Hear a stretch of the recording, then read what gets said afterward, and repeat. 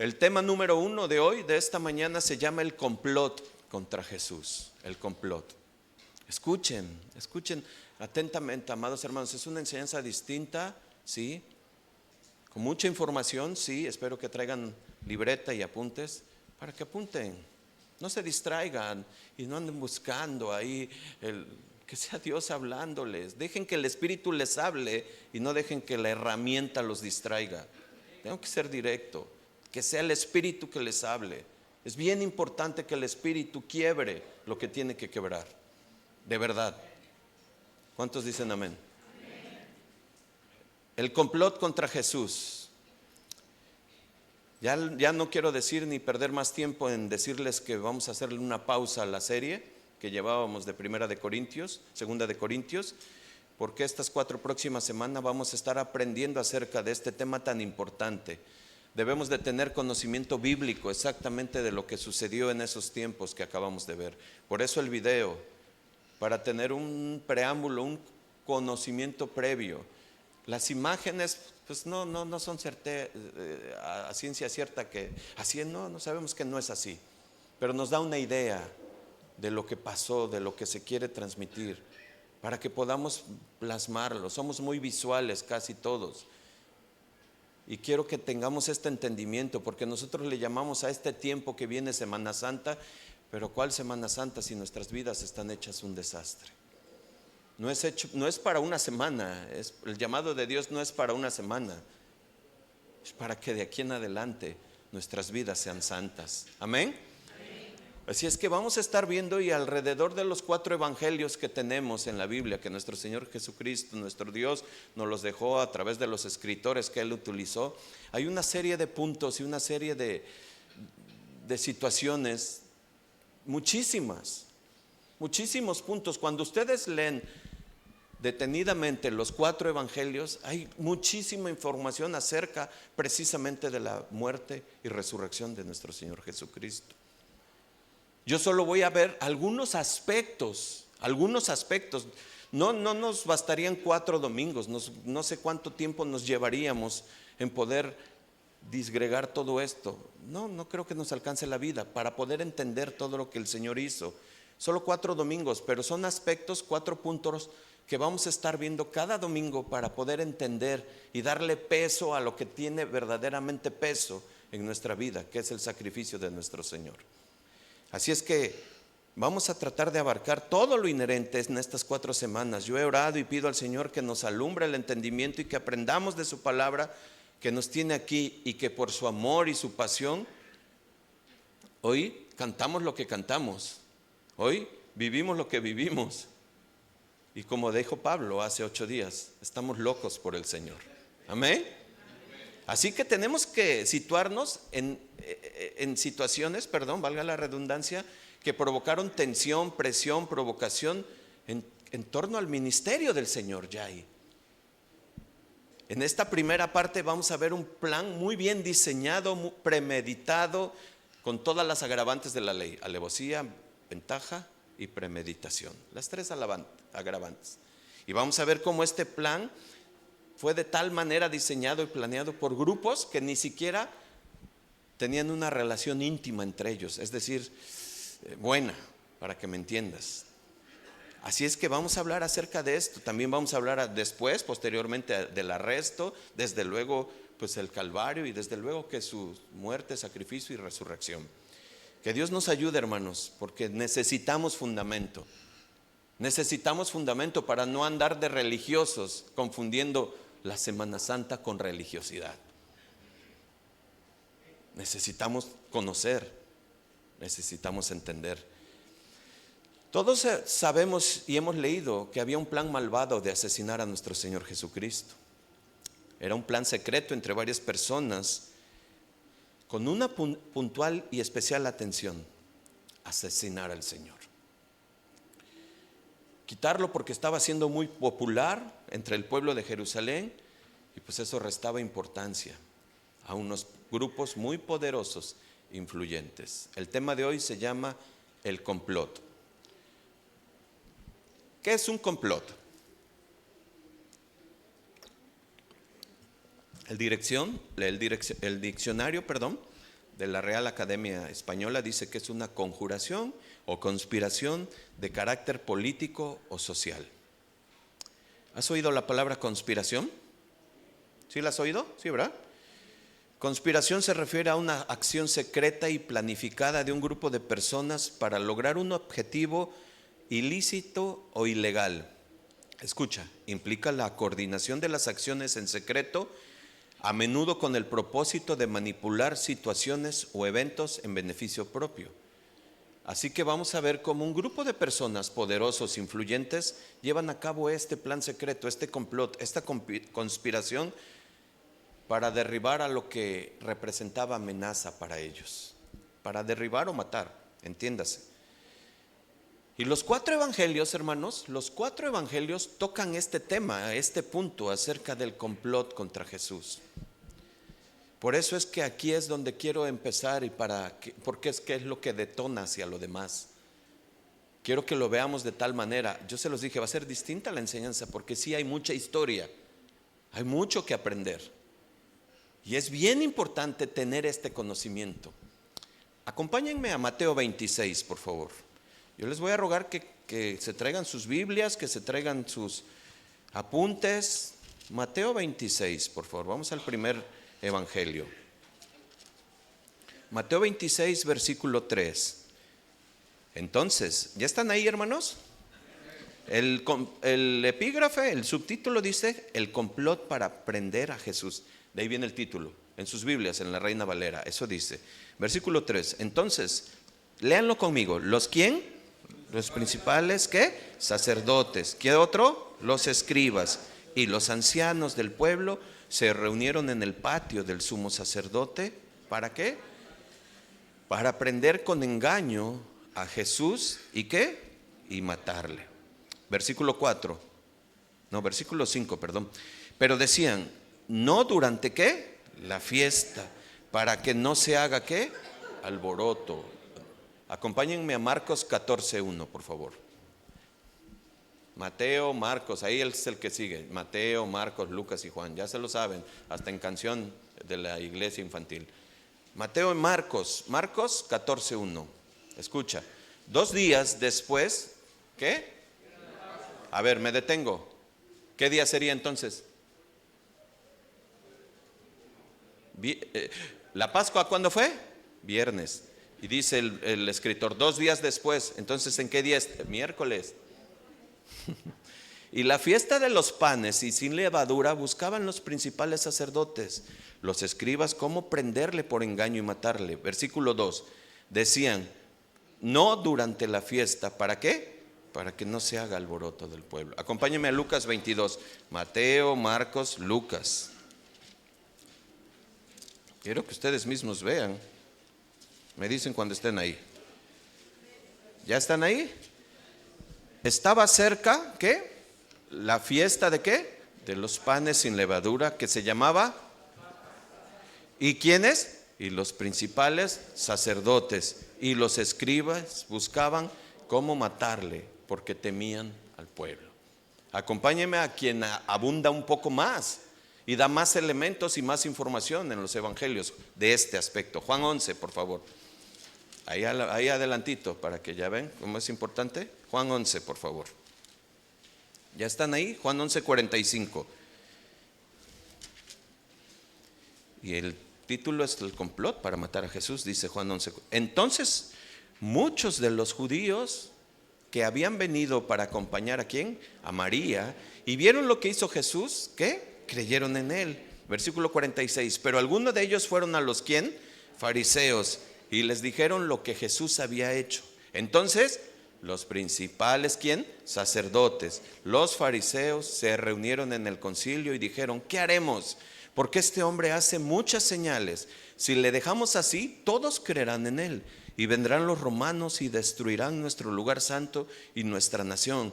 Entonces, ¿quién, hermanos? Caifás, uno de ellos, sumo sacerdote de aquel año, les dijo: vosotros no sabéis nada. Versículo 50. Ni pensáis que conviene que un hombre muera por el pueblo y que toda la nación ¿qué? Perezca. Versículo 51. Esto no lo dijo por sí mismo, sino que como era el sumo sacerdote, aquel año profetizó que Jesús había de morir para la nación. No tengo tiempo para explicar esto, pero qué astuto, usando las profecías a su conveniencia. Versículo 52. Y no solamente por la nación, sino también para congregar a uno de los hijos de Dios estaban dispuestos. Así que desde aquel día, ¿qué, hermanos? ¿Acordaron qué? Hasta ahí. ¿Qué hicieron? ¿Qué planearon? Un complot. ¿Están de acuerdo? Lo dice sus Biblias. Una conspiración contra Jesús. ¿Para qué? Para matarle. Nada nuevo bajo el sol. Hasta parece una serie de Netflix, ¿sí o no? Viendo cómo un grupo de poderosos se están reuniendo, que ni se hablan, que ni se llevan, que hasta muchas veces se odian, pero se tienen que unir para matar a una gran amenaza para ellos. ¿Se dan cuenta? ¿Por qué? Porque les quitaba el foco de atención y menoscababa lo que ellos por tantos años habían enseñado y defendían. Así es que necesitaban eso, hacer un complot. Ahora, nos vamos a ir poco a poco porque es bien importante. Quiero que entendamos y tenemos que ubicarnos a esos días. Es necesario saber y conocer a los actores de esa conspiración, saber cómo estaban organizados, cómo se manejaban, cómo lidereaban, cómo estaban establecidos, cómo eran sus culturas, costumbres y todo lo demás. Se los dije, ¿traen tiempo? Así es que vamos a ubicarnos geográficamente, socialmente, religiosamente y políticamente en esos tiempos. Israel era una nación que se fundamentaba en su política, en su religión y la sociedad. Esos tres grupos formaban la constitución de Israel, los que ahorita vamos a ver. Formaban eso. Dios había llamado a ser su pueblo, los hizo una nación y les dio estatutos que administraban y gobernaban la sociedad.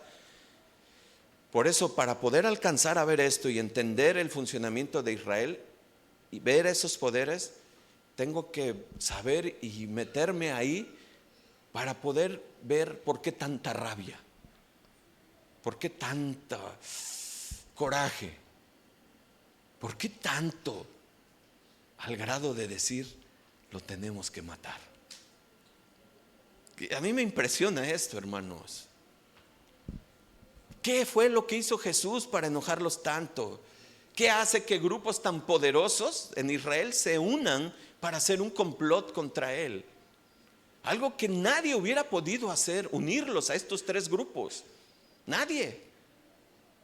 Se respetaban sus líneas fronterizas de sus ámbitos correspondientes en el ejercicio de su administración de cada grupo. Se respetaban. Si era religioso, los sacerdotes. Si era de interpretación, vete con los escribas. Si era político y social, los ancianos. Todos tenían el entendimiento de cada operación, de cada función, pero no se hablaban, se respetaban, pero también se odiaban. Leímos los 4 evangelios. Vamos a ver a estos 3 grupos de personas que ya se los dije: principales sacerdotes, principales ancianos y escribas.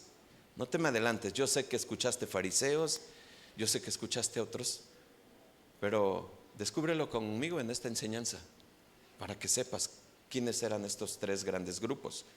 Vamos a ver a cada uno y quiero que veamos cómo tenían ese poder, esa gobernabilidad en sus ámbitos de correspondencia y cómo estos se unen para hacer este complot contra Jesús. Vamos al primer punto, al primer grupo: principales sacerdotes.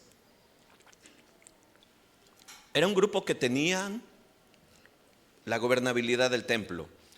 En ellos correspondían los sacrificios, las ofrendas, reglas, sanciones, penalizaciones, entre otras responsabilidades del templo. Ellos veían todo lo inherente a la adoración del templo y todo lo que estaba ahí. Dentro del templo ellos eran los que regían, los que gobernaban, y su palabra era ley en el templo. Tú y yo leímos los evangelios, así que algo que vimos, que los principales sacerdotes que a ti y a mí nos debe de llamar la atención. Principales sacerdotes, ¿de qué te habla eso? De una distinción. Eso te habla de que hay otros que no son principales. ¿Estás de acuerdo? Porque dice principales sacerdotes, o sea que hay otros que no. Sí, desde luego. Los principales sacerdotes eran la máxima autoridad y los que regían a los líderes de los sacerdotes. No me va a dar tiempo de todo, pero para que lo vayamos teniendo, a los líderes de los sacerdotes, y de ahí venían los sacerdotes del primer orden. ¿Me expliqué? Ahí ténganlo. Así es que los principales sacerdotes estaban al frente del cuerpo de liderazgo de los sacerdotes, del cuerpo de liderazgo. Eran los jefes máximos del templo. No había ni sucedía nada en el templo que ellos no supieran o decidieran de lo que había que hacer. Ellos eran los máximos ahí. Ellos tenían todo el poder y la autoridad para imponer castigos según lo que ellos interpretaban, decían o consideraran, ya sea una violación o una ofensa al templo. Se consideraban también como muy especiales, porque ellos sabían que Dios los había establecido directamente desde Dios. Ahorita vamos a ver un poquito de cómo Dios los estableció. Dios los llamó al pueblo de Israel. Él le dio una asignación muy importante a la familia de Leví. Eso lo van a leer ustedes en su casa. No me va a dar tiempo de todo esto. La responsabilidad religiosa se la dio a la familia de Leví. Y de ahí derivaban todos los sacerdotes. Tenían características tenían derechos exclusivos para aprender y enseñar la Torá. Vivían de las ofrendas, de la comida. No tenían parte del territorio dentro de Israel, o sea, no heredaban tierra. Representaban a los hijos de Israel, ofrecían sacrificios y cuidaban el orden sacerdotal descendiente de la familia de Aarón. Es decir, todo se heredaba. ¿Se está entendiendo, hermanos? ¿Sí están aquí? No se duerman, por favor, no te duermas. No. Ahora sí no te voy a dejar dormir. Me costó mucho todo esto, de verdad. Bueno, en Números 3, 9, no vayan, 40 y 51 se dice que los levitas fueron tomados en lugar de los primogénitos de Israel. En Deuteronomio 18, del 1 al 8, se dice que el Señor eligió a Leví y a sus descendientes para que los sirvieran como sacerdotes. Pero a pesar de que les fueron retirados los beneficios terrenales, es decir, la heredad, se los acabo de decir, Dios les dijo: yo voy a ser su heredad. Así que ellos eran los responsables de todo lo inherente en el templo. Y como en esos tiempos de Israel, ya situándonos en el tiempo de Jesús, para que su mente llegue al tiempo de Jesús, lo más importante no era la política, era lo religioso. Ahí, pues tenían un poder fuerte sobre la nación. Imagínense la posición social que ellos tenían y que ellos mismos promovían, induciéndolos a todo el pueblo a eso, a adorarlos, a reconocerlos, a respetarlos, a venerarlos, a agacharse cuando pasaban, sus vestimentas, sus filacterías, todos sus flecos, todo su caminar, sus colores, todo era una jactancia tremenda, vaya, tremenda. Lo vimos un poquito así me gustó ver el video mucho, porque nos deja ver. Imagínense, todos tenían que reverenciarse ante ellos, y eso desde luego pues aumentaba su orgullo y su vanidad. Ellos se creían un grupo de la alta sociedad y muy especial. Ahora escucha, por favor, porque aquí vamos a bajar otro nivel más, hacia profundizar más conocimiento. Porque aquí entramos a un desglose bien necesario. Necesitamos entender esto de la historia, asegurarnos que los principales sacerdotes, ¿a qué grupo, ideología pertenecían? ¿A los saduceos o a los fariseos? Yo sé que esto es interesante para todos. ¿A quién le gusta la historia? ¿Sí les gusta? Pongan atención, porque es conocer la historia y ver y entender el contexto social, cultural y religioso en el que el Señor Jesús se movió y llegó. Nada fácil, nada fácil. A ti te cuesta luego trabajo de, ay no, es que me van a matar. ¿Y qué tal si digo Jesús? Me van a... No, nada fácil. Cuando nosotros hablamos de fariseos y saduceos, como que ya lo tenemos así segmentado en grupos y todo, pero tenemos que entender bien y que ambos grupos no era por sí solo distintos, sino, ¿sabes? Pertenecían a una ideología religiosa distinta. Escucha, esto es bien importante. A una ideología religiosa distinta. Era una forma de cómo se podía entender la religión y cómo se abrazaba la ley. ¿Por qué es importante esto? Porque según la elección voluntaria individual de los principales sacerdotes, ellos podían elegir o ser saduceos o ser fariseos. ¿Escuchaste? Pero te quiero decir, la de los saduceos, les dije, vamos a ir bajando, vamos a ir metiéndonos. Los saduceos eran un segmento de personas elitistas. Sí, de por sí ya los de ser principal sacerdote te llevaba al orgullo y a la soberbia. Imagínate aumentarle en decir, soy saduceo. Es más.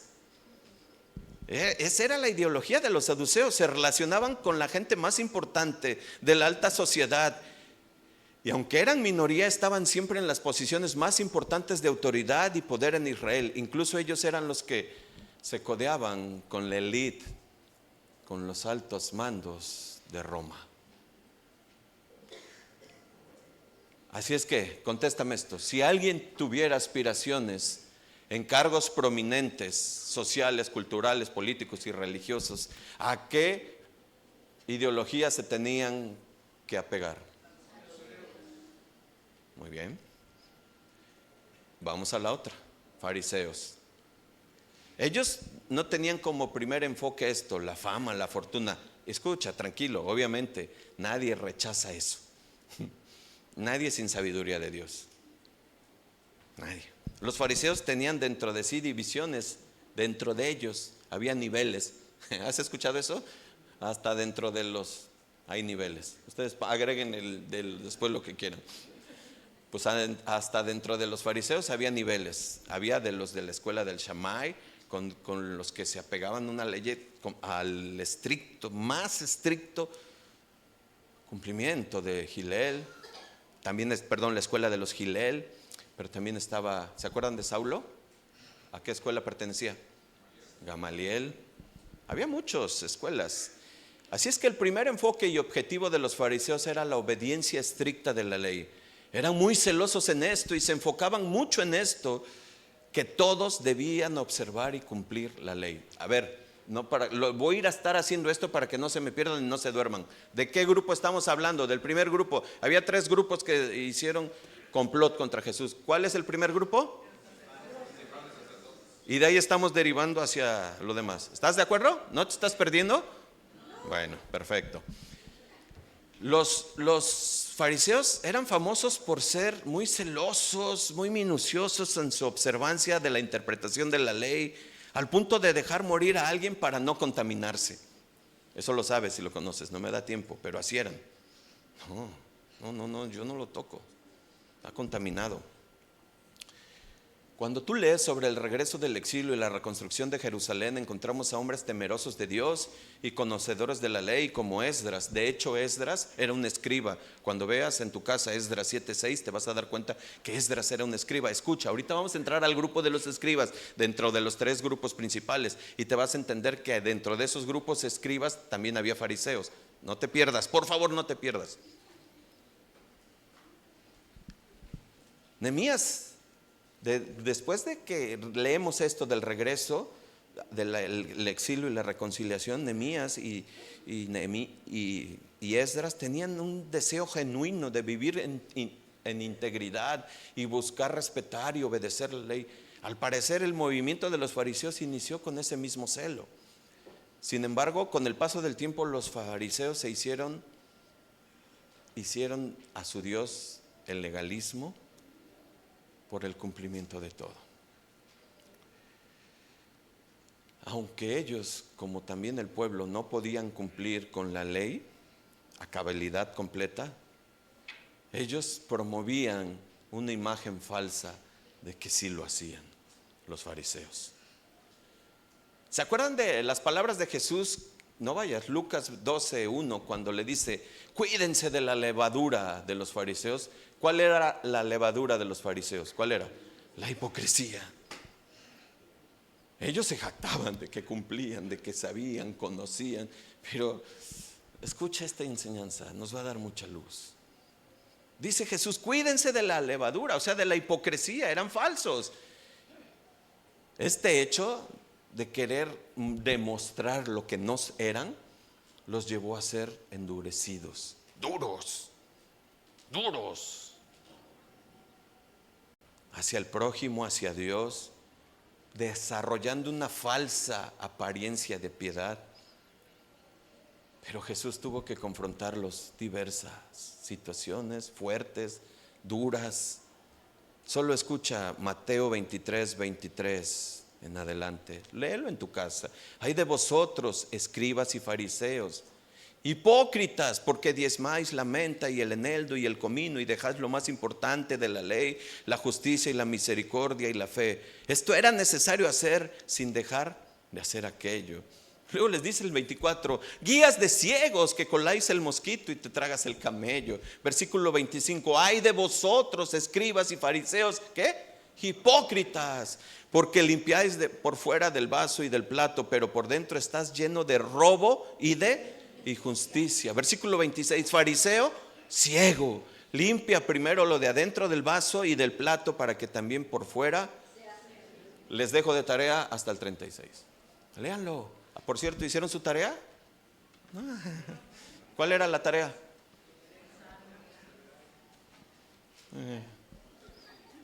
3 recibí de toda la iglesia. Felicidades a los que me lo mandaron. Identificar. ¿Se acuerdan? Investigar. ¿Qué es? Buscar. Si somos bien bonitos para escuchar. Por eso no se duerman, porque esto cuesta. Los fariseos eran celosos y cerrados, que cuando ellos mismos veían que no se podía cumplir con la ley, ¿sabes? Se apegaban a normas hechas por los hombres para que ayudaran a obedecerlo. Por lo tanto, si alguien tenía en sus anhelos, escucha y tú me respondes, ser reconocido como un ejemplo de obediencia y de pureza, ¿qué ideología tenían que abrazar? Fariseos, no la de los saduceos. ¿Estás de acuerdo? Ahora esto nos hace un check con la jactancia de Saulo o de Pablo. Porque después Pablo mismo lo reconoce y solo escucha estas palabras de Pablo ya en Filipenses 3:5, Nueva Traducción Viviente. Solo escúchalo: circuncidado al 8º día, del linaje de Israel, de la tribu de Benjamín, hebreo de hebreos, en cuanto a la ley, perdón, era Reina Valera, en cuanto a la ley, fariseo. Él pertenecía a esta ideología. ¿Se dan cuenta? Pablo había abrazado esta ideología, era muy estrictos en la obediencia de la ley, pero ahora nos damos cuenta y sabemos qué tan equivocados estaban. Y esta es una aplicación práctica para nosotros. Vamos a tener varias aplicaciones de esto. El comportamiento de los fariseos es un recordatorio muy a tiempo de dónde puede llevarnos el moralismo extremo, que nace de una interpretación incorrecta de la palabra de Dios. Porque los fariseos buscaban justificarse a sí mismos por medio de su observancia e interpretación de la ley, que era deficiente. Pero lo que Dios quiere es que cultivemos un corazón humilde, sencillo, que reconozcamos al Señor. Esto es bien difícil, Escúchalo, Hay una sombra que tú y yo no sabemos o no nos damos cuenta de un orgullo disfrazado. ¿Y cómo pesa? ¿Cómo trae ruina? ¿Cómo trae ceguera? Esto es un llamado a nosotros al día de hoy. Los inicios de los fariseos fueron loables, tenían un propósito bueno, pero mantener los ojos en el legalismo y no en Dios, pues termina por llevarlos a ese endurecimiento de corazón, a perder la sensibilidad con el hermano, a creerte superior que otros, a no recibir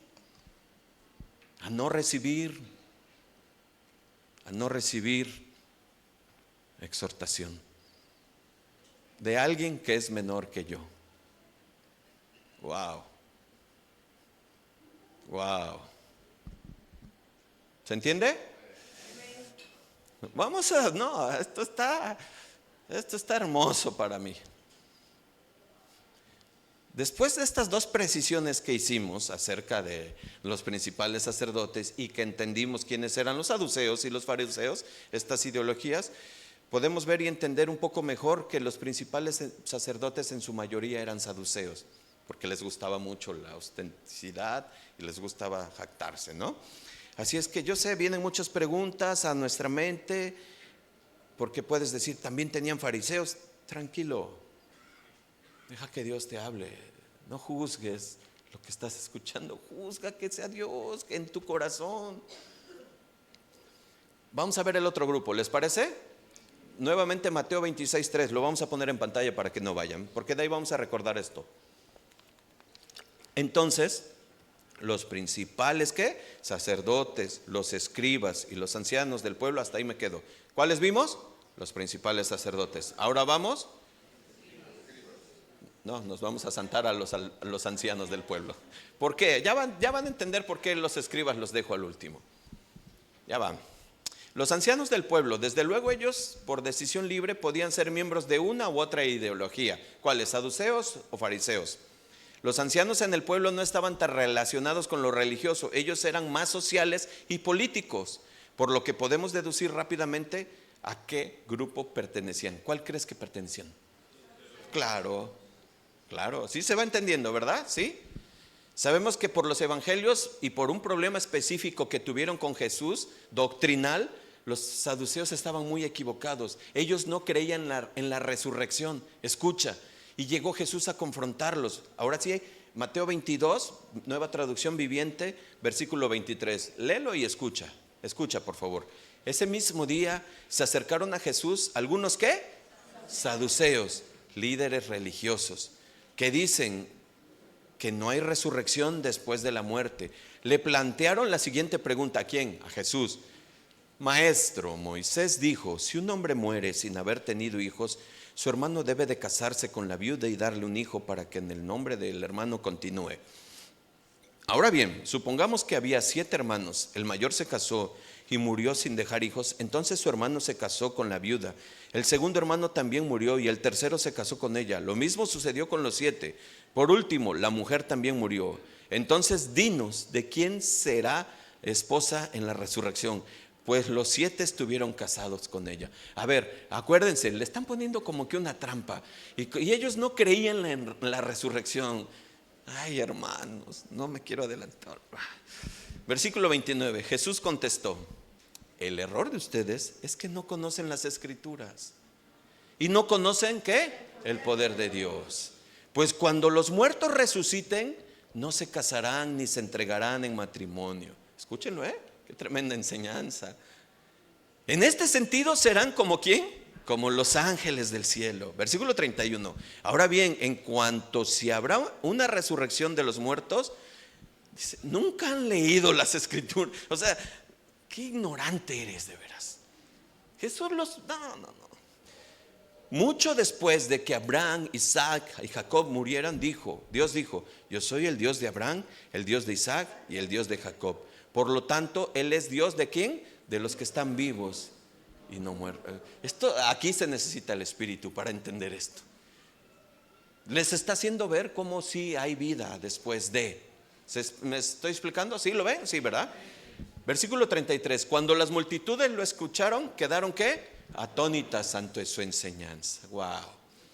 A partir de ahí, los saduceos empezaron a difuminarse. Los historiadores dicen que a partir de ahí se empezaron ya a desintegrarse, porque su principal fundamento estaba arraigado en que no había vida después de la muerte. Qué tremendo, ¿no? Jesús les derribó todos sus pensamientos, sus creencias, su ideología. Por lo tanto, hermanos, los ancianos del pueblo como tal eran líderes del pueblo en teoría. Deberían haber sido escogidos por el pueblo. Pero aquí recurrimos a tu conocimiento, a mi conocimiento. Y sabemos que a los líderes, ¿quiénes los escogen? ¿El pueblo? Que Dios nos conteste. No, otro que está en el poder. No, nada que vamos a votar. No, bueno. Los ancianos eran cabezas de familias, de las más influyentes, de las más importantes con poder en Israel. Eran los de la alta alcurnia de la sociedad, no tenían nada que ver con los asuntos religiosos o del templo. Ellos eran laicos, no les preocupaba en el sentido y objetivo la obediencia de la ley. Sí tenían sus ritos porque eran judíos, sí. Tenían sus costumbres, pero eran lo más alto de la nobleza de la sociedad. A ellos solo les importaba el poder político. Ellos eran el puente entre Roma, escucha esto, e Israel. Ellos eran un tipo de mediadores entre lo que el poder romano y el judío era representado por ellos, por los ancianos de Israel. A diferencia de los principales sacerdotes que operaban como la policía del templo, los principales ancianos era la Guardia Nacional de la sociedad. ¿Se entendió? Así es que con la autoridad que ellos tenían era suficiente para establecer costumbres en el pueblo de Israel, fuera del templo, y que ellos habían impuesto ya hasta a nivel de la palabra. Ejemplos, Mateo 15, versículo 1. Lo que contamina al hombre. Entonces se acercaron a Jesús ciertos escribas, ¿y quién? Y fariseos. ¿Se dan cuenta las dos ideologías? De Jerusalén, diciendo, ¿qué le dijeron a Jesús? ¿Por qué? Léanlo, tus discípulos quebrantan ¿quién? Wow. O sea, ya estamos haciendo clic, ¿sí? Del poder de los ancianos del pueblo. Wow. ¿Por qué? ¿Por qué no cumplen con eso? O sea, también ya lo habían puesto así a nivel de la palabra, algo así de que deberían de cumplir, deberían de estar, oye, wow, qué tremendo. Hermanos, necesitamos ver esto para poder entender la influencia, el poder que tenían todos los principales, obviamente sacerdotes, ancianos. Ellos, los principales ancianos, llegaban a establecer reglas a la altura de la palabra de Dios para que el pueblo lo cumpliera. Y esto es lógico lo que quiero decirles. Un ciudadano de Israel, claro y que sí, desde luego que evitaba cualquier tipo de conflicto con los ancianos del pueblo. Porque si no, ¿qué? Cuello. ¿Copelas o cuello, va? Sí, pues tenían mucho poder. Vamos al tercer grupo. ¿Están de acuerdo? ¿Cuál es el tercer grupo, hermanos? Vamos a no solo vamos a verlo aquí en Mateo 26, versículo 3. Entonces los principales sacerdotes, y ahora vamos a los escribas, se reunieron, acuérdate. ¿Cómo se llama la enseñanza, la prédica? El complot. Estamos conociendo a los tres grupos que hicieron ese complot, esa conspiración. ¿Estás de acuerdo? ¿Sí? Escribas o maestros o doctores de la ley. Hermanos, fíjense, esto está tremendo porque para mí esto es uno de los problemas más profundos, que lo voy a mencionar al último en el resumen. Escribas, desde el Antiguo Testamento tú puedes ver cómo eran los encargados de traducir aquellos rollos. ¿Se acuerdan cómo era la palabra de Dios? Venían rollos, ellos copiaban, tenían tal minuciosidad por copiar que copiaban los espacios, copiaban todo. Eran especialmente escogidos, elegidos para esa tarea, los escribas. No cualquier persona podía hacerlo, era sumamente complejo. Pero sabes, con el tiempo y como ¿cómo se dice? Las costumbres se hacen ¿qué? Leyes. Pues como ellos quedaron establecidos ahí, al rato ellos eran la autoridad. Y así se fue. Así es que ahora eran ellos los de la autoridad para cualquier tipo de duda en cuanto a la interpretación, pues todos acudían a los escribas, porque ya eran los expertos en la ley, sabían de memoria la ley, eran las personas con mayor conocimiento de toda la ley en Israel. Así es que estos doctores o maestros, pues atendían cualquier asunto inherente en lo relacionado a alguna interpretación de la palabra, de la ley.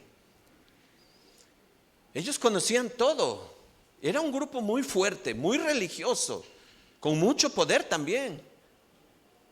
A tal grado que tú y yo conocemos la historia, que cuando el Señor Jesús nace en Belén, en Éfrata de Belén, pequeña Éfrata de Belén, cuando van los sabios a preguntarle a quién, a Herodes.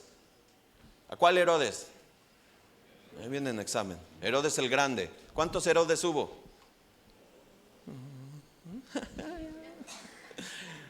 ¿Se los dejo de tarea o se los digo? A ver, 4 Herodes. Herodes el Grande. Lo puedes ver, ahorita lo vamos a ver aquí en Lucas, en Mateo 2. Después sigue su sucesor, Herodes, su hijo, conocido como Herodes de Antipas. ¿Cuál es ese Herodes de Antipas? Al que Jesús lo enfrenta. Después sigue otro Herodes. ¿Cuál otro Herodes? Herodes de Agripa. ¿Y dónde ves ese Herodes de Agripa? En Hechos 12, cuando llega la persecución y llega la disertación, ¿se acuerdan? Y llega otro Herodes. ¿Cuál otro Herodes? Herodes de Agripa 2. ¿Cuál es ese? Festo. ¿Ese dónde está? Hechos 26. Pero los 4, ¿qué creen?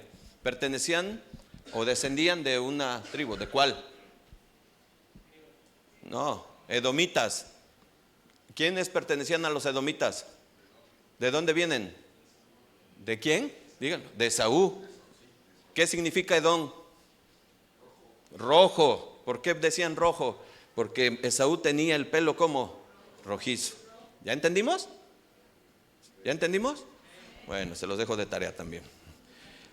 Entonces vemos a otro grupo muy fuerte, religioso, que son los escribas.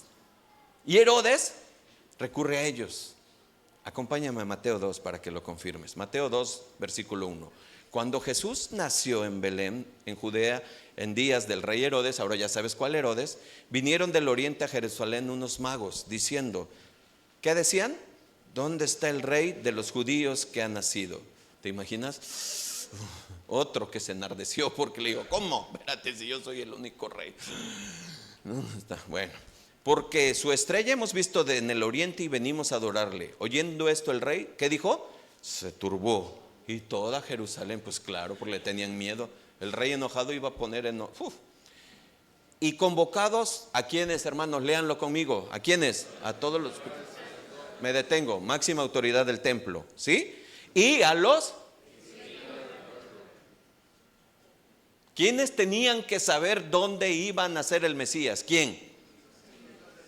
Los escribas. Porque eran los doctores, eran los que traspasaba todo, eran los que sabían. Por eso Herodes acude a las 2 autoridades mayores religiosas establecidas en Israel en ese momento, principales sacerdotes y escribas, para que le digan dónde está. Y ya ustedes se saben la historia, ¿verdad? ¿Sí lo saben? ¿Qué hicieron los escribas? Le dijeron dónde iba a estar. ¿Dónde iba a estar? En Belén de Éfrata. ¿De dónde lo sacaron? Del profeta Miqueas. Léanlo. ¿Se dan cuenta? Los escribas sabían y conocían a ciencias perfección. Estamos en un grupo muy poderoso y muy religioso. Sabía Herodes a quién tenía que dirigirse para obtener esa información. Sabía. Por eso recurrió a esto. Así es que de esto podemos ver y deducir por simple sentido común que Herodes, siendo rey, pues se dirige a quien tuviera respuestas y verdades en este asunto. Por eso llama a los 2 principales grupos más importantes en ese tenor de la religión, así lo digo, por favor, permítanme hacerlo así, que son sacerdotes principales que representaban los saduceos y a los escribas que abrazaban mayormente a los fariseos. No se me enreden, por favor, lo he manejado de esta manera para que lo vayamos cachando. ¿Sí lo vamos entendiendo, hermanos? Sí, ¿verdad? Con todo esto podemos ver cómo estaba establecido el poder en Israel, con 3 grandes grupos. Abarcamos todos, ¿sí se dan cuenta? Ay, pastor, ¿y dónde está? Tranquilo, Poncio Pilatos, el prefecto de Roma, pertenecía al grupo poderoso de Roma que gobernaba todo. ¿Sale? ¿Sí? Tenemos que ver y entender todo esto para alcanzar y visualizar el riesgo, el peligro a lo que se enfrentó el Señor Jesús, a la incertidumbre de pisar todas estas tierras arenosas, movedizas, maquiavélicas de todos estos 3 grandes grupos. Y es que nadie podía poner una pizca, una porción de inseguridad, fragilidad o mentira sobre estos tres grandes grupos. Porque si no, era muerte.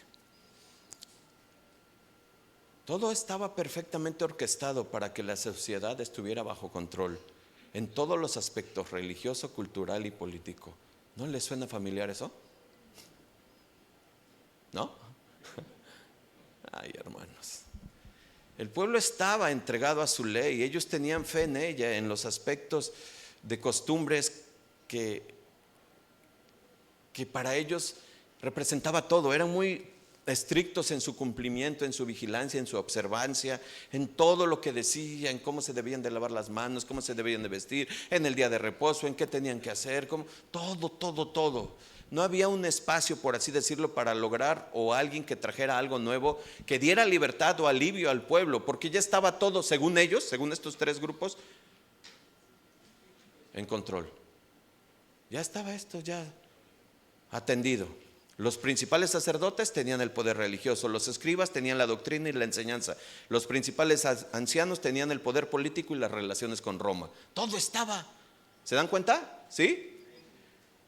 ¿Creen ustedes que iban a recibir a brazos abiertos a alguien que ponía en descubierto sus errores, sus malhechorías y sus oscuros corazones? ¿Qué opinan? ¿Qué creen? Pues no. Si entre ellos mismos tenían sus fronteras de poder, y yo se los dije hace rato, de alguna manera se respetaban, sabiendo que cuando alguna situación que se salía de control pertenecía a uno de los tres grupos, pues los dirigían y no se metían. Era una maquinaria perfecta, un relojito suizo funcionando, clic, clic, clic, clic, clic. Pero llega Jesús. ¿Escuchaste? Pero llega Jesús. ¿Y sabes qué hizo? Empezó a enseñar, a predicar. Y poco a poco se fue haciendo de dominio público.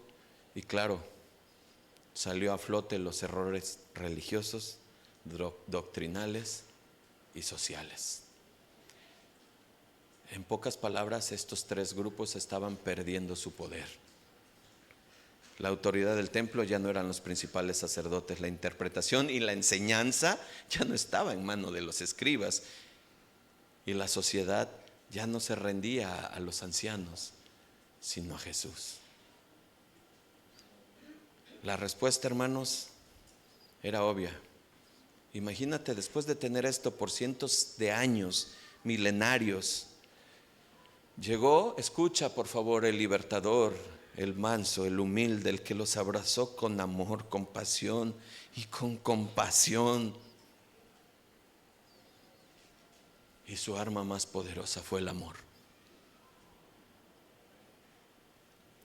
Jesús vino a hacer todo nuevo, a redireccionar lo incorrecto, todo eso sucio, distorsionado y corrompido.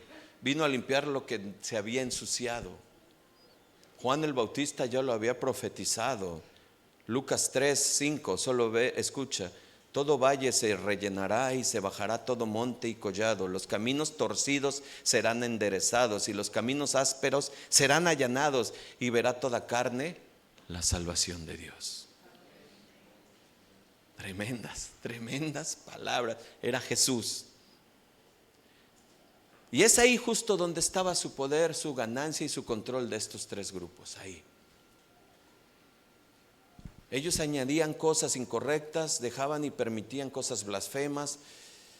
Y es ahí donde Jesús llega. Y tú sabes y conoces un ejemplo de esto. Acompáñame a Mateo 21:12.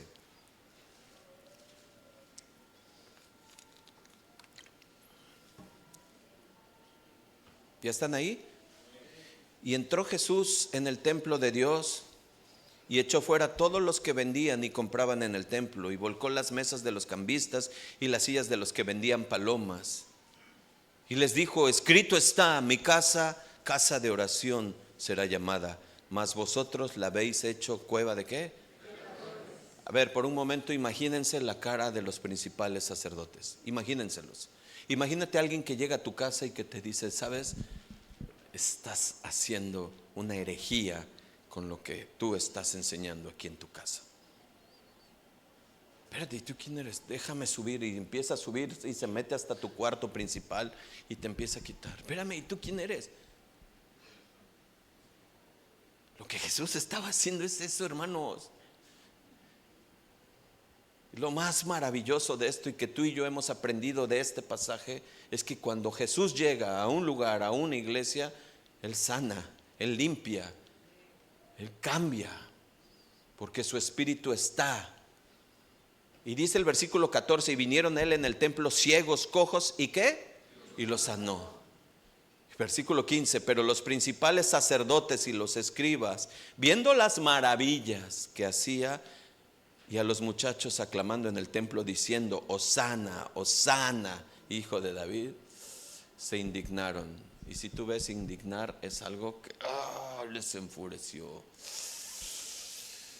El celo, ¿cómo? ¿Por qué? ¿Sabes, hermano? Una iglesia regida en estos principios doctrinales tan inflexibles, tan duros, nos muestra que el Espíritu de Dios no está ahí. Cuando está el Espíritu de Dios, hay ciegos, cojos, pecadores que son sanados, que son salvados, y el Espíritu de Dios limpia. Cuando una iglesia respeta el templo del Señor, que somos nosotros hoy, y camina en el orden, el Espíritu de Dios está ahí.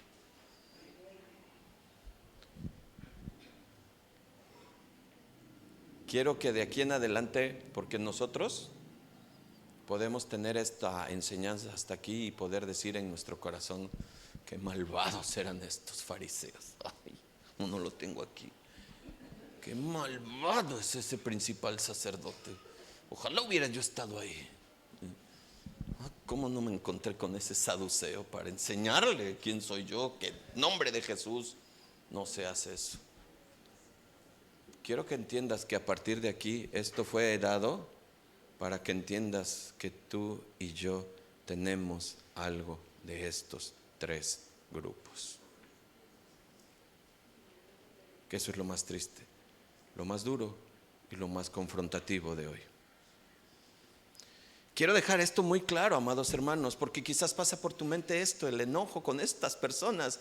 Pero estos tres grupos de alguna manera representan el corazón, metafóricamente sí, pero representan el corazón de toda persona y de todo hombre y de toda mujer. Por lo tanto, tú y yo estuvimos ahí el día que lo crucificaron gritando, crucifícale. Ay, no, eso sí no.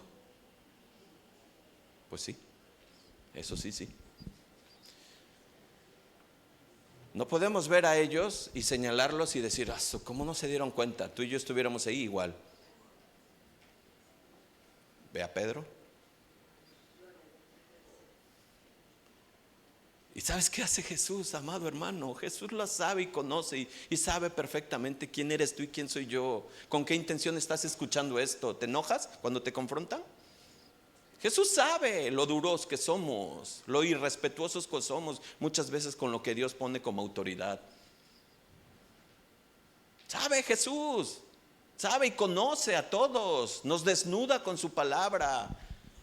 Y escucha lo que dice Juan 2, versículo 23, y lee lo que dice en tu Biblia, ahí en el subtítulo, epígrafe. Juan 2, 23. Estando en Jerusalén, en la fiesta de ¿qué? Muchos que creyeron en su nombre viendo las señales que hacía. Estamos ahí. Pero Jesús mismo, ¿qué dice, hermanos? No se fiaba de ellos. ¿Por qué? Porque conocía a todos. Y no tenía necesidad que nadie le diese testimonio del hombre, pues él sabía ¿qué? Lo que había en el hombre. Esto es impactante. A mí me impactó mucho. Y Dios me confrontó mucho con esto, porque Dios sabe quiénes somos tú y yo, sinceramente. realmente. Nos hace falta, vamos para allá, no me adelanto. No me adelanto.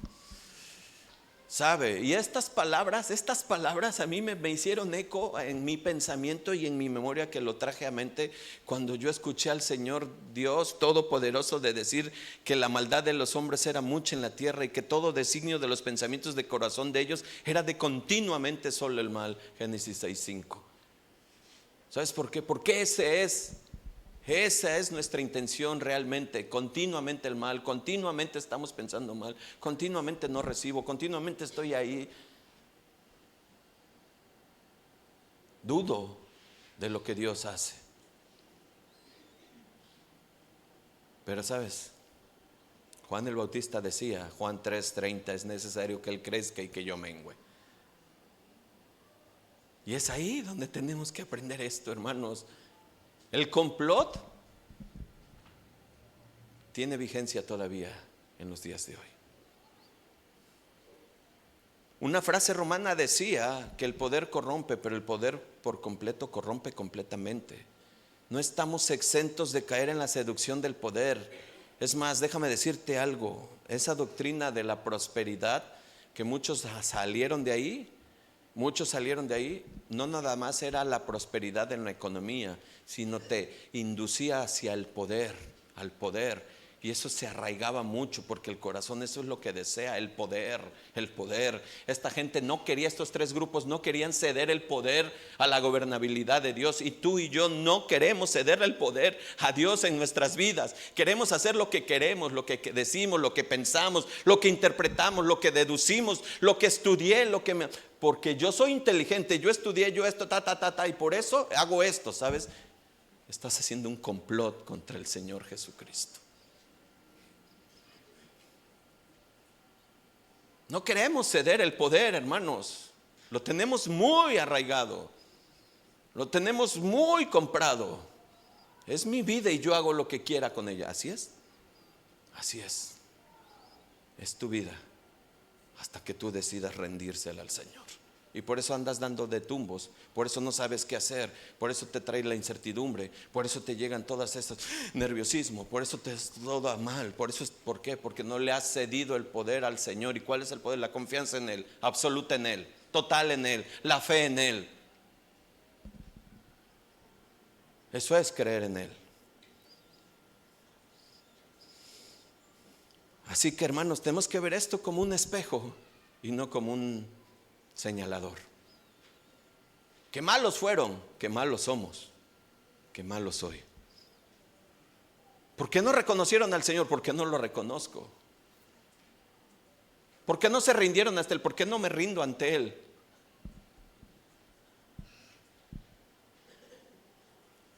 Romanos 3:10, no vayas, como está escrito, no hay justo ni a uno, no hay ni quien entienda, no hay ni quien busque a Dios. Todos se desviaron a una, se hicieron inútiles, no hay quien haga lo bueno, no hay ni siquiera uno. Sepulcro abierto es su garganta, con su lengua engañan, veneno de áspides hay debajo de sus labios. Tú y yo somos como esos. Y no me digas que no, porque a lo mejor te crees muy justo o muy bueno, pero ni el ejemplo mayor que Dios nos da en la Biblia de Job, que pensaba que era muy justo y muy bueno, resultó que no conocía a Dios como debería de conocerlo, y lo enfrenta a Dios con 61 preguntas que tú tienes que leer en tu casa a partir del capítulo 38, para que tú sepas que tú muchas veces dudas de la existencia de Dios. Que te pregunte Dios esas 61 preguntas y que te diga: ¿dónde estabas tú cuando yo creé los cielos y la tierra? ¿Dónde estabas tú cuando yo puse los límites del mar? ¿Dónde estabas tú cuando yo guardo los granizos para la temporada del juicio? ¿Dónde está tu inteligencia? ¿Y dónde está tu maestría? ¿Y dónde está tu doctorado? ¿Y dónde está todo eso que dices ser y tener? Si yo controlo la tierra para que no se caiga.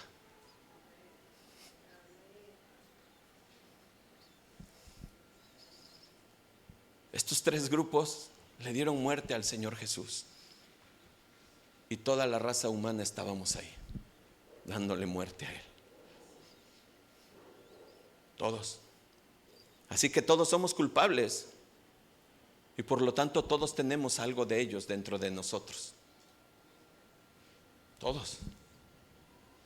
Por lo tanto, eso debe de morir y Cristo debe vivir. Y no es cosa fácil. No es fácil esto, no, hermanos.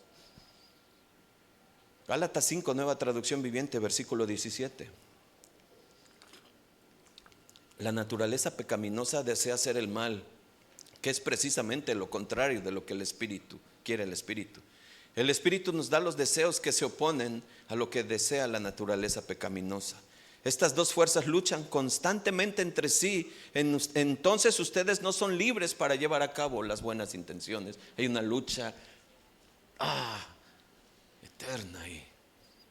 Hay una lucha tremenda. Esa batalla espiritual que se vivió en el primer siglo cuando el Señor Jesús estuvo, la estamos viviendo tú y yo. El mal contra el bien contra el mal. Y por eso no obedecemos.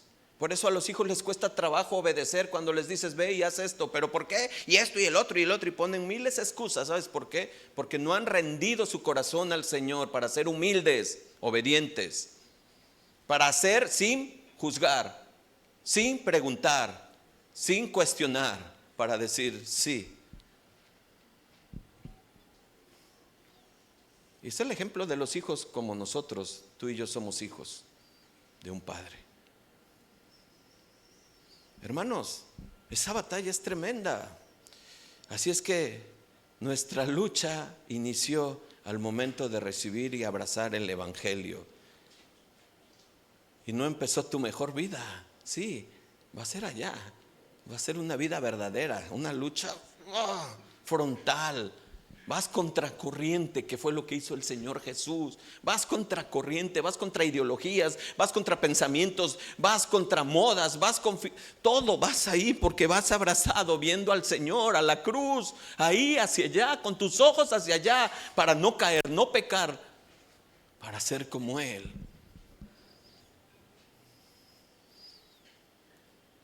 Hermanos, Judas no aceptó la autoridad y gobierno del Señor Jesucristo. Y esa cereza de un pastel maquiavélico lo dejo para después.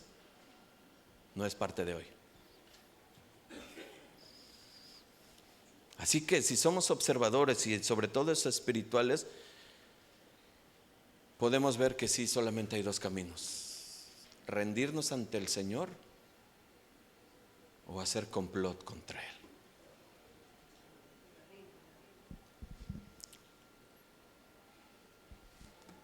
Voy a apurarme. Voy a hacer el resumen de los 3 puntos que vimos. A los sacerdotes no les importaba más que su reputación y lo que otros pensaran de ellos. Su reputación era lo más importante que su convicción. Jesús vino a demostrar que su reputación estaba era totalmente maquiavélica, era mala. De eso de lo que se jactaban, era de lo que precisamente Jesús vino a señalar: sepulcros blanqueados. Y quiero tener aplicaciones rápidas y prácticas a nosotros, porque si nuestras convicciones bíblicas no están bien firmes, no están bien establecidas, no vamos a dejar que ellas gobiernen mi vida, mis pensamientos. Y muchas veces esto nos lleva mucho a ser como los principales sacerdotes, a preocuparnos lo que los demás piensan de mí, cómo me ven, cómo estoy ante ellos, y no como Dios me tiene. Regularmente cuando uno escucha este ejemplo que Dios me lo ponía, cuando Dios pone disciplina en la iglesia, cuando Dios disciplina a alguien que no es grato recibirla, porque así dice Dios, sabes, hay algo muy particular que sucede muchas veces, que lo que más preocupa en el corazón no es haber pecado ni fallado, sino ser evidenciado ante los demás. Porque nos preocupa la reputación de quién soy. ¿Cómo crees que fallaste? Si tú eras el altar, ese era el principal sacerdote, ese era de los 3 grupos, eso era lo que ellos se jactaban, eso era lo que les irritó, eso fue lo que los movió a decir: mátenlo.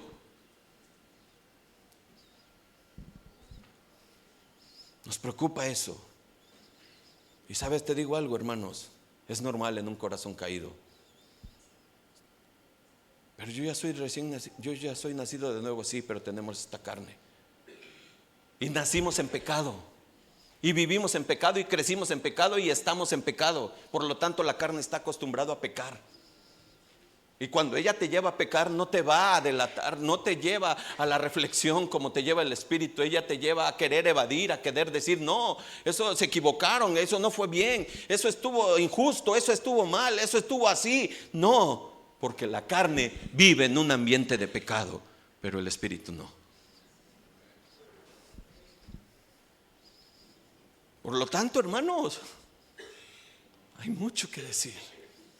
¿Sabes? A la carne le molesta ser corregida, pero no le molesta pecar. ¿Escuchaste? ¿Se dan cuenta? Todos tenemos algo de estos tres grupos. Segundo punto, principales ancianos. A ellos solo les importaba el poder, el control. Todo el pueblo seguía lo estipulado por ellos como costumbres religiosas, sociales, y el pueblo cumplía con eso, pues ya no había nada de qué preocuparse. Era como un pacto político con Roma entre el control de la sociedad que lo mantenían ellos y Roma. Por lo tanto, ese era el poder delegado sobre ellos. Hermanos, muchas veces a ti y a mí nos gusta tener el poder y el control de todo eso. Y pensamos que cuando está en el poder de nosotros y en el control de nosotros, todo está bien. Pero no se lo cedemos a Dios. Y Dios no tiene un poder limitado como el tuyo y como el mío. Dios tiene un poder completo y control completo sobre todas las cosas que existieron ayer, hoy y mañana. Él sí tiene el control de todo, del presente, del pasado y del futuro. Pero te gusta tener el control y te gusta querer tener, no, yo sí necesito esta cuenta, yo necesito este dinero y yo voy a hacer esto y el otro. Y sabes, te está diciendo Dios, pobre, desventurado y desnudo, esta noche voy a pedir tu alma y no sabes ni lo que va a suceder. Nuestro poder y nuestro control está limitado a esta tierra. Dios tiene el control de todo.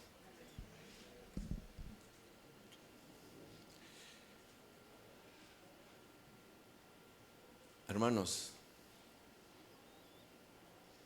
recuerda quiénes eran estos principales sacerdotes. Recuérdalo bien, no lo olvides porque lo volvió a escribir por lo mismo. Se jactaban, les gustaba la ideología de los fariseos de ser los superiores. No recibían ninguna recomendación, no recibían ningún consejo, ellos todo lo decidían y todo lo hacían. Y por eso lo volvió a escribir. ¿Recibes algún consejo o recomendación o exhorto de un hermano que consideras que es iniciador en la fe, que ni experiencia tiene, que ni conoce, que ni sabe el contexto, que ni sabe la hermenéutica, que ni sabe la teología, que ni sabe? Pero a través de él el Señor te está diciendo, arrepiéntete.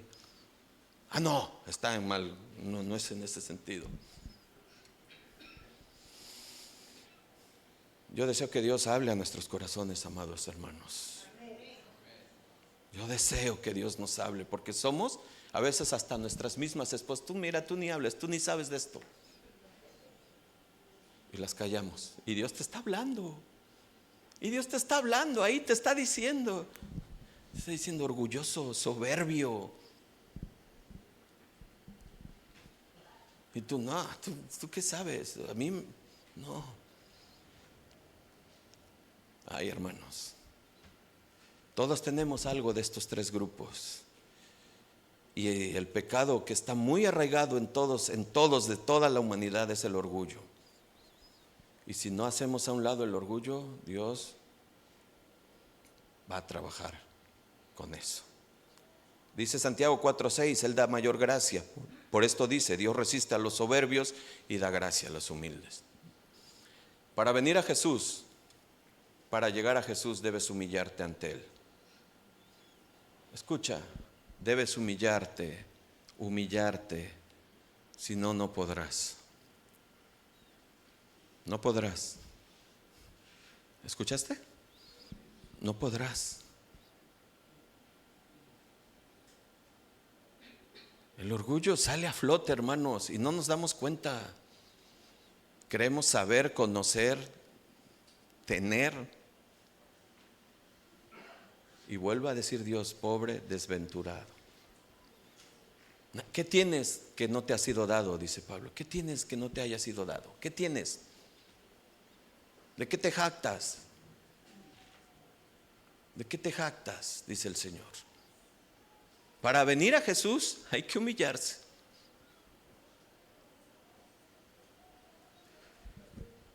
¿Recuerdas las palabras de no soy digno de desatar las correas de su calzado? ¿Se acuerdas? ¿Quién la dijo? Lo hemos estado diciendo, Juan el Bautista. Son un llamado a centralizar nuestro corazón en la perspectiva correcta y real. Ahí es. Tercer punto, y el que creo que es el que considero que fue de los de mayor profundidad, los escribas. Jesús vino a dar la interpretación correcta acerca de la ley, lo que por sentido común fue una afrenta directa contra ellos. Los escribas tomaban seriamente su trabajo de perseverar la escritura desde el Antiguo Testamento, y ya se los expliqué. Y cada vez que pasaban las generaciones, todo el mundo reconocía a los judíos y los judíos escribas. De hecho, a los judíos se les conocía como el pueblo del libro, debido a su estudio fiel de las escrituras, particularmente, de la ley, y cómo tenía que obedecerla. Hermanos, llega Jesús y comienza a enseñar con autoridad. Marcos 1, versículo 21, por favor. Entraron en Capernaum, y los días de reposo, entrando en la sinagoga, enseñaba, y se admiraban de su doctrina. ¿Por qué, hermanos? Díganlo. Porque les enseñaba como quien tiene autoridad. ¿Y qué?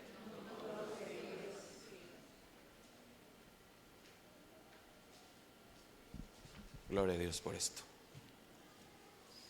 Gloria a Dios por esto. ¿Se imaginan a los escribas? No, a los escribas. No, pero está mal su hermenéutica. No está bien aplicada. ¿Está mal? No. En su contexto no es eso lo que quiere decir. Porque la interpretación de esto y la aplicación de esto. Y a Jesús sí les dice: víboras, arrepiéntanse, sepulcros blanqueados. ¿Hay algo que no entender de eso? No, pero no está mal, claro. El corazón caído, hermanos. Muchas veces Jesús habla bien sencillo en todos los evangelios, y muchas veces Jesús nos habla sencillamente, pero lo que queremos escuchar son palabras rimbombantes, palabras wow. Cuando Jesús nos está pidiendo que nos humillemos ante Él, que lo reconozcamos, que sea nuestro Señor, que sea nuestro gobernador, que sea Él nuestro Rey. Jesús enseñó con autoridad porque su enseñanza venía del cielo y no terrenal. Jesús enseñó con autoridad porque Él vivía lo que enseñaba. Jesús enseñó con autoridad porque Él amó primero a su pueblo. Amén. Recuerden que los escribas en su mayoría eran fariseos, por lo que si ves a Jesús hablando en contra de los fariseos, también se está refiriendo a los escribas. Jesús muchas veces lo vemos incluirlo junto con los fariseos y escribas y fariseos. Los fariseos tenían en su mayor orgullo su obediencia, ya lo dijimos, incluso estaban orgullosos de haber nacido judíos. Qué bueno que yo no soy como este publicano. ¿Se acuerdan de eso? Pero yo te aseguro que el que bajó justificado, ¿quién fue? Hermanos,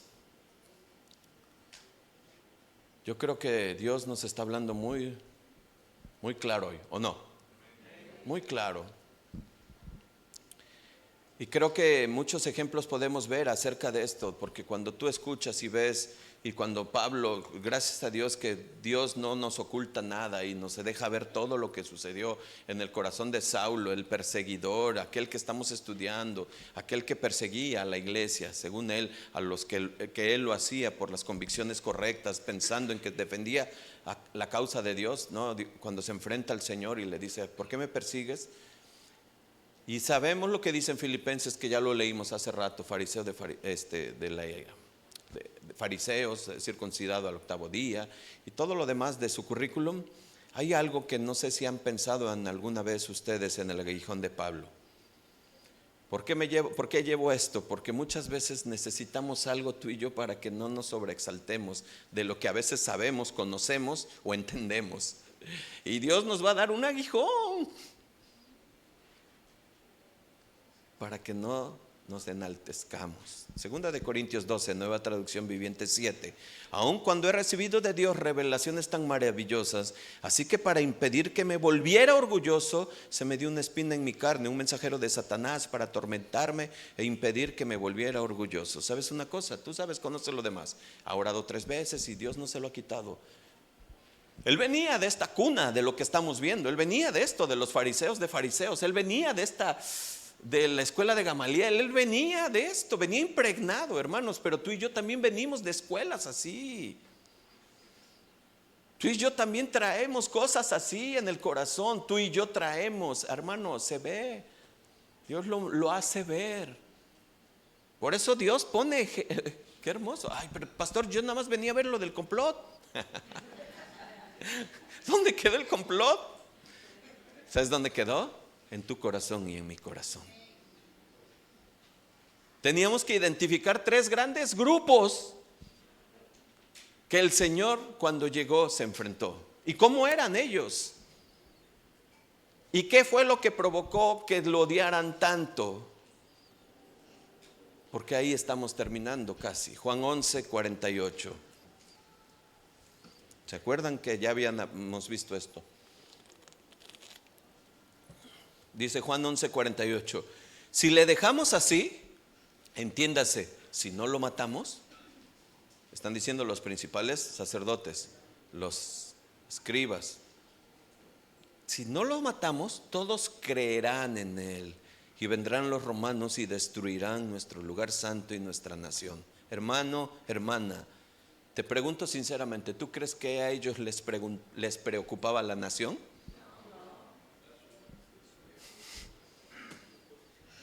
No. Y sabes, muchas veces actuamos así, denigramos, ofendemos, señalamos, aseguramos que es así, decimos que es así, ni siquiera lo conocemos, ni siquiera sabemos, pero ahí estamos. Hermanos, a ellos no les preocupaba en absoluto la nación, a ellos les preocupaba su reputación, su economía, porque tenían ingresos de todo este control que ellos tenían, y el control de la nación. Es como decir, ¿sabes la que se va a armar entre Roma y nosotros cuando vean el alboroto que está sucediendo por esta persona? No, dice, yo no me quiero meter en problemas con Roma, ¿sabes? Necesitamos matarlo, y aquí nace el complot. ¿Y cuál era el complot? Darle muerte a nuestro Señor Jesucristo. Las enseñanzas de los escribas, los fariseos, los principales ancianos eran inofensivas para el imperio romano. Nada de lo que los fariseos o los escribas enseñaban, escucha, esto es bien importante, tenían que ver con Roma. Nada les perjudicaba, no les restaba autoridad a Roma. Cuando llega Jesús y se para y predica la verdad, ¿sabes qué hace? Cuando tú predicas la verdad, te echas en contra, a todos. Ay, no, es que así no debe de ser el cristianismo, tienes que... No, hermanos, cuando tú predicas el evangelio, confronta. A Jesús lo quisieron atrapar y denle al César lo que es del César, no voy a regresar a eso. Jesús fue sabio y estableció bien el orden, respetar las autoridades y todo, pero él decía a quién deberíamos de darle la gloria, la honra y todo. Él vino a interpretar correctamente la ley. Él vino a dejar bien claro quién era Él. Lo que se suponía que los escribas, los principales sacerdotes, los fariseos tenían que haber enseñado era que cuando Jesús llegara, lo recibieran y le dijeran: a Él, únanse. Es Él el Mesías. Del que dicen las Escrituras es Él, pero no lo reconocieron. ¿Sabes por qué? Porque sabían dónde había nacido, porque quién era, un pobre mendigo, de qué familia venía. Él venía de Jerusalén, él venía de Belén. Él venía de una familia que se supone que no había nacido en una unión de casamiento buena. Por lo tanto, lo desechaban. Claro, y todo lo que él predicaba pues era confrontativo, hermanos. Recuerda lo que dice el Señor Jesús, Juan 15, Nueva Traducción Viviente 18. Si el mundo los odia, recuerden que a mí me odió primero. Si pertenecieran al mundo, el mundo los amaría como a uno de los suyos. Pero ustedes ya no forman parte ¿de qué? Del mundo. Yo los elegí para que salieran del mundo. Por eso el mundo ¿qué? ¿Ya no vas a la disco? ¿Ya te volviste cristiano? No me digas. Ay, sí, claro. Ya hasta Farruko, Yuri y todos los demás ya son cristianos, ¿no? Sí, claro. Hasta eso, el enemigo trabaja en todo eso, ¿eh?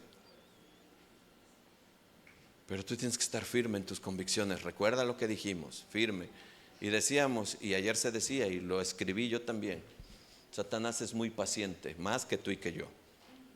Más que tú y que yo. Y lleva miles y miles y miles de años trabajando en ganarse a muchas mentes, almas, esperando y generando y haciendo todo lo necesario. ¿Sabes por qué? Porque él sabe que él ya perdió la guerra. Él ya la perdió. Y está como cuando Alemania en la Segunda Guerra Mundial se enteró de que ya estaba muerto, que ya había perdido. Los que estaban en Alemania empezaron a matar escarnizadamente. Tremendo. Porque ya sabían que habían perdido. Entonces dijeron: lo más que se puedan llevar. Así está Satanás, ¿se entiende? Así está. El mundo nos odia cuando vivimos la verdad, cuando proclamamos la verdad, cuando vives en la verdad. Cuando te dice: ay, qué bueno que eres cristiano, vente, vamos al bar. Sí, que mira, este cristiano es bien buena onda. Eso no. Ahí andábamos, ¿no? Hermanos, Jesús no miente nada. Jesús no miente y no nos deja nada. Dice el versículo 21 de este Juan 15: les harán todo eso a causa de mí, porque han rechazado a aquel que me envió. Ellos no serían culpables si yo hubiera venido a hablarles, pero ahora no tienen ninguna excusa por su pecado. ¿Qué fue lo que les irritó a estos tres grupos? La verdad de Jesús. El complot se generó porque Jesús puso en evidencia los errores, las faltas, los pecados, las transgresiones y todas las blasfemias que se hicieron. Ellos se habían, permítanme así decirlo, quedado obsoletos, porque habían dirigido su enseñanza hacia ellos, y no hacia Dios y hacia la esperanza que ya había llegado. Así es que, amado hermano, esta tarde, ¿ya? ¿Qué vas a hacer después de esto que acabas de escuchar? ¿Vas a rendir tu vida a Él o a seguir resistiéndote a Él? Porque es bien importante, hermano. O sea, si tú y yo no entendemos esto de esta manera espiritual, tú puedes tomarlo ahorita. Todos los datos históricos que hemos dicho pues son reales. Ahí están, en la Biblia, todo esto hemos dicho de la Biblia. Pero tú puedes tomarlo así, de esa perspectiva, y decir: estuvo bien, no, mucha información, muy padre y todo, que ya lo entendí. Pero ahora entiéndelo en tu corazón y no te resistas y no luches más con Dios. Baja tus armas. Ponme Job 38:2, por favor, en Nueva Traducción Viviente. Y ve lo que dice. Y no sigas hablando blasfemias de Dios. No digas que Dios no existe, porque hablas con poca sabiduría, dice el Señor. Dice: ¿quién es este que pone en duda mi sabiduría con palabras tan ignorantes? ¿Sabes una cosa? Muchas veces así somos. ¿Dónde está Dios? ¿Dónde está tu Dios que dices? Dios ni existe. ¿Quién era Job? y ya sabes. Y ve lo que le está diciendo Dios y lee de ahí en adelante lo que le pregunta Dios. Me adelanté hace rato. Tú y yo necesitamos bien hoy ver esto de esta manera espiritual. Había 3 grupos fuertes, grandes, poderosos en Israel que se unieron, hicieron conspiración contra Dios, contra Jesús, por hablar la verdad, por vivir la verdad. Y ya lo expliqué todo lo demás. Pero tú y yo muchas veces estamos haciendo conspiración con Dios. Y hay muchos aquí que quizás es la primera vez que escuchan esto. Dios existe, hermanos. Y sabes una cosa, Dios, todos tenemos una teología de Dios. Todo el mundo tiene una teología de Dios. Todo el mundo, todos. Algunos piensan que Dios está en un templo, en las imágenes, y ahí está colgado y ahí vive Dios. Hechos 17:24, por favor, no vayan. Algunos piensan eso. Otros piensan que Dios está nada más cada vez que Él necesita algo. Algunos piensan que Dios no existe. Esa es una teología de Dios. Dice Hechos 17:24, Él es Dios que hizo el mundo y todo lo que hay en él, ya que es el Señor del cielo y de la tierra. ¿No vive en dónde? No está ahí. No, aquí, o sea, el Señor vive en nuestros corazones. Ahí es donde está ahora. Ahí es. Todos tenemos una teología y Dios nos quiere llevar hacia la teología correcta. La teología de los escribas, de los fariseos, era incorrecta. Los llevaba hacia ellos, hacia la adulación a ellos, hacia el reconocimiento de ellos. Y Dios vino aquí a la tierra a decirnos: es a mí a quien debes de dirigir todo. ¿Cuántos dicen amén? Amén. Termino. Se los dije, iba a ser un poquito más largo de costumbre y bueno, pues esperamos que Dios nos haya hablado. Miren, hermanos, tú y yo tenemos una conspiración constante contra Dios porque no rendimos nuestra vida por completa a Él. No rendimos por completo nuestra vida a Él. Seguimos siendo reacios, seguimos queriendo tener todo racionalizado de lo que Dios dice. Queremos tener respuestas racionales y Dios te dice: tú no me ves y crees en mí. Eso no es racional, eso se llama fe. Pero hay cosas racionales del mismo Dios. Hoy Dios quiere que nuestra vida sea por completa entregada a Él. Que tú y yo ya no hagamos complot ni conspiración contra Él, que nos rindamos ante Él. Este es el primer tema. Y necesitábamos conocer lo que le llamamos Semana Santa. ¿De dónde nace? ¿Por qué nace? ¿Cómo se obviamente tiene historia desde el Éxodo, pero aquí es ya la semana del ministerio de nuestro Señor Jesucristo, estando aquí. ¿Cómo se gestó? ¿Por qué se gestó? ¿Por qué irritó tanto? Ya hoy escuchaste. Viene su arresto. Deseo que Dios ponga en tu corazón el deseo de aprender y seguir escuchando. Y que hoy puedas decirle: Señor, yo quiero rendir mi vida ante ti. Tú gobierna mi vida, mis pensamientos, emociones, todo, Señor. Me conoces y por eso estoy aquí, Señor. Soy un imperfecto, sí, Señor. Pero guíame y dirígeme hacia ti, Señor, con esa sabiduría de la cual tú veniste a mostrar y a darnos cuando tú llegaste a esta tierra. Ponte de pie, amado hermano.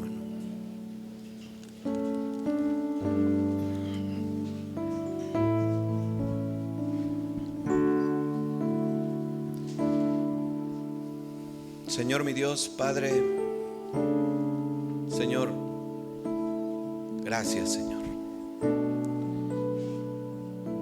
Gracias porque con 1 hora y media, Señor, solamente puedo ver un poco, muy poquito de lo mucho que tú pasaste, de tu gran amor que tú tuviste, de tu valentía, de tu fuerza, de tu pasión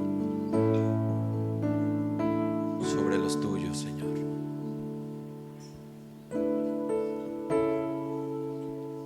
Yo sé, Señor, que tú me has llamado, Señor, y Has tocado mi corazón con cuerdas de amor, Señor. Y hoy en esta tarde, Señor, quiero rendir mi vida por completa, Señor, por completa a ti, Padre. Tómala, Señor. Perfeccióname, Señor, en tu amor. Y, Señor, haz el propósito tuyo en mí, Señor. Hazlo, Señor. Gracias. En el nombre de Jesús. En el nombre de Jesús. Amén.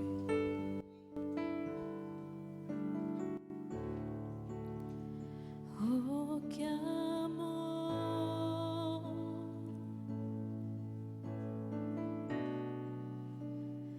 cuánto amor,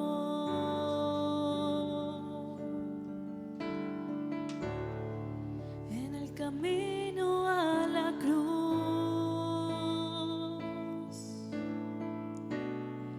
manifestaste tu amor por mí. Oh, qué amor,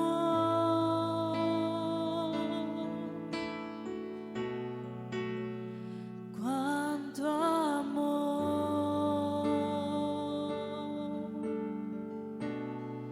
en el camino a la cruz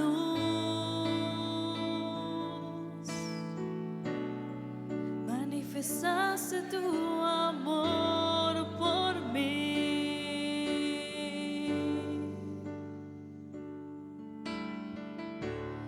Mi Jesús, en cada paso que tú dabas al morir por mí, cada golpe recibido con gran odio y rencor. Mi Jesús, en cada paso que tú dabas al morir por mí, cada golpe recibido con gran odio y rencor, estabas pensando en mí,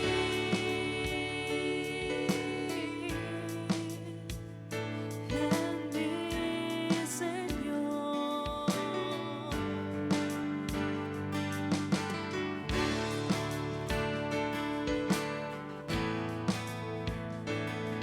Reflexionemos en cada palabra que decimos en este cántico. Oh, qué amor, cuánto amor, quiero morir para vivir y compartir de este gran amor. Oh, qué amor, cuánto amor, Señor, cuánto amor, quiero morir para vivir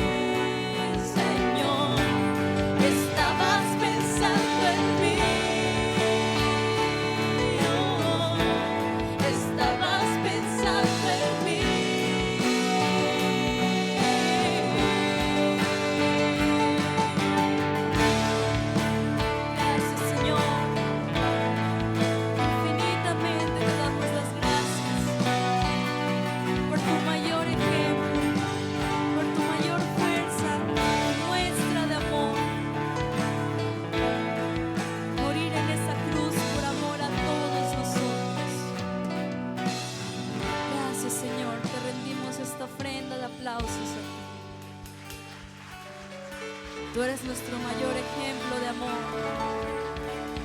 Toda la gloria sea para ti, por los siglos de los siglos.